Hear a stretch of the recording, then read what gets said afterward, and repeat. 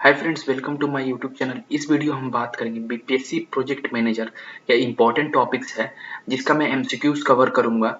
जो टॉपिक्स है Bihar industrial investment promotion policy और प्रमोशन एक्ट के बारे में।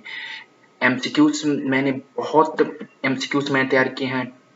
आई थिंक 100+ एमसीक्यूज है। मैंने सारे इसके पॉइंट्स मैंने कवर कर लिए हैं और अभी तक आपने हमारे चैनल को सब्सक्राइब नहीं किया तो प्लीज सब्सक्राइब कर ले, लाइक करे, शेयर करे, सब्सक्राइब करो, बेल घंटी जरूर बढ़ाए जिससे आपको नोटिफिकेशन मिलते रहे और अपनी कमेंट आंसर कमेंट जरूर करे और अपना सुझाव भी दे क्या अगला टॉपिक मैं क्रिएट करूं।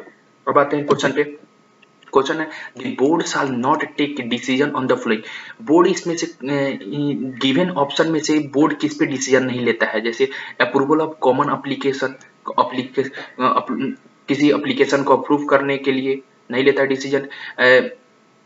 Revive the list of the clearance of the provided by secretary, ठीक है, जो सेक्रेटरी ने अप्रूव किया है क्लियरेंस को उसके लिए नहीं लेता है, वो डिसीजन नहीं लेता है। Review the list of the clearance to be provided on the basis of the self declaration पे उस पे भी क्या डिसीजन नहीं लेता है। Approval of the budget of the state, किस पे डिसीजन नहीं लेता, budget of approval of the budget of the state के बजट पे भी उसे डिसीजन नहीं लेता। बेसिकली आंसर होगा डी, स्टेट के बजट पे अप्रूवल नहीं लेता है। बेसिकली ये कैसे अप्रूवल देगा स्टेट के बजट पे? स्टेट की बजट को तो बेसिकली फाइनेंस मिनिस्टर हो अप्रूवल देते हैं, क्या इसमें बजट में आना चाहिए क्या नहीं आना चाहिए।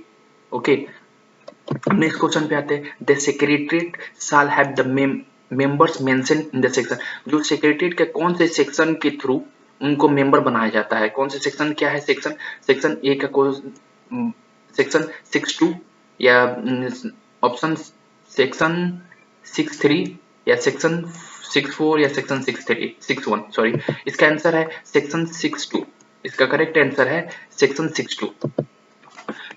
नेक्स्ट क्वेश्चन पे आते हैं। The secretariat shall be assisted by professionals to carry out the appraisals of the project and support the activity defined in the section of the act.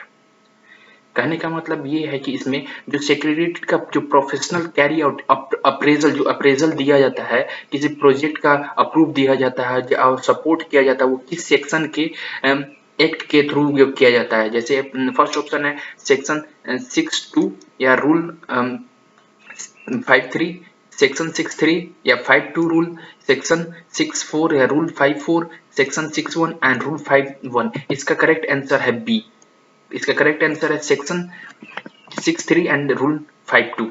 Okay, next question पे आते हैं। The online system will be used provide clearance and approval investment proposal are various investment proposal पर provision made in the rule.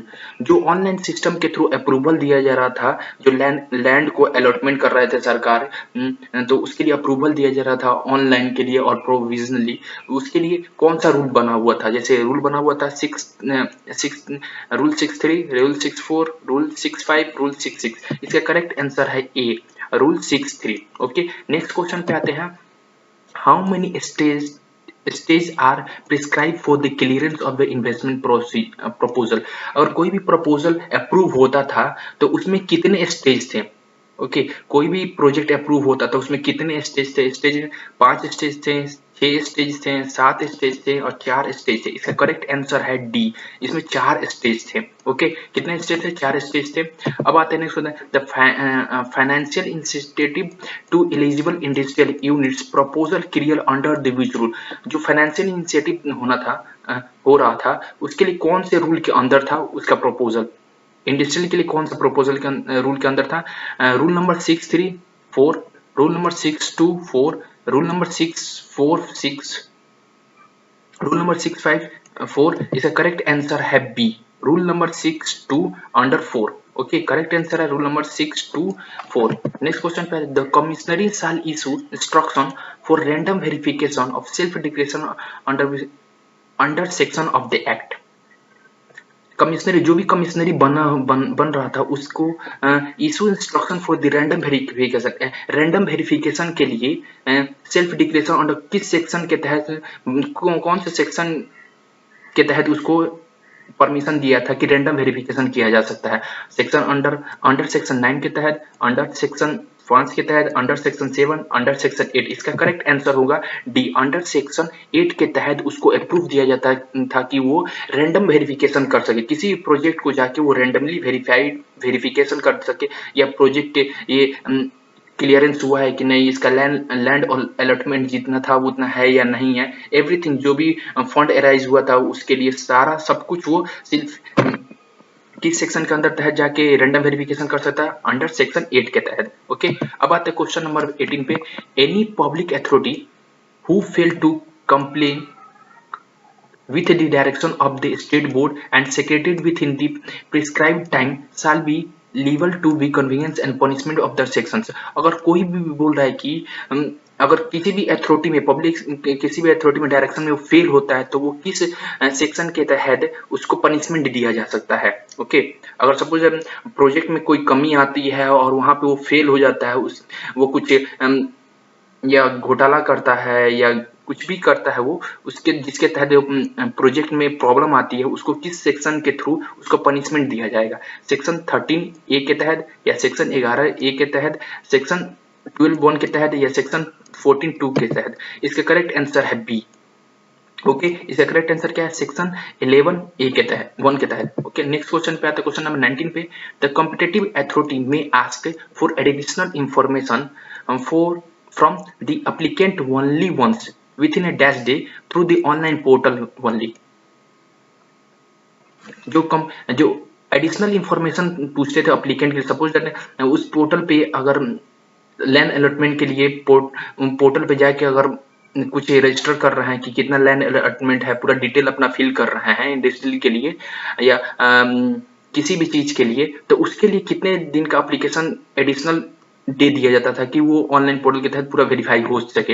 Additional with इन 7 दिन के अंदर, with in A month में, या the last week of the month, या with first 3 days में, 3 दिन के अंदर ही। यह करेक्ट आंसर है ए, 7 दिन के अंदर पूरा अलॉटमेंट हो जाता था, सब कुछ ऑनलाइन वेरिफिकेशन सब कुछ हो जाता था 7 दिन के अंदर। नेक्स्ट क्वेश्चन पे आते हैं, which are the following clearance to the investment proposal will be provided online and stages are prescribed। जो इन्वेस्टमेंट, जो लैंड इंडस्ट्रियल सेटलमेंट हो रहा था उसके लिए लैंड अलॉटमेंट का जो भी क्लियरेंस था वो प्रपोजल विल बी प्रोवाइड, कितने स्टेज में, कौन से स्टेज पे वो क्लियरेंस दिया जाता है। देखिए कितने स्टेज थे उसके, स्टेज आर प्रिस्क्राइब, कौन कितने स्टेज थे, stage 1 clearance, stage 2 clearance, stage 3 clearance, financial initiative clearance होता था, या all of the above. Sorry, इसका करेक्ट आंसर है all of the above. 4 stage पे इसका क्लियरेंस दिया जा रहा था। ओके, और thanks for watching this video. अगर अभी तक आपने हमारे चैनल को सब्सक्राइब नहीं किया तो प्लीज सब्सक्राइब कर। अगले वीडियो में हम बात करेंगे मोस्ट इंपॉर्टेंट एमसीक्यूज के, जो बिहार प्रोजेक्ट मैनेजर के पॉइंट ऑफ व्यू से बहुत जरूरी है। इंडस्ट्रियल से जितने पॉलिसी थे और एक्ट थे उस पर मैंने 100+ एमसीक्यूज मैंने तैयार किए हैं। सो अभी तक आप हमारे चैनल को सब्सक्राइब नहीं किया तो प्लीज सब्सक्राइब कर लें। Thanks for watching this video.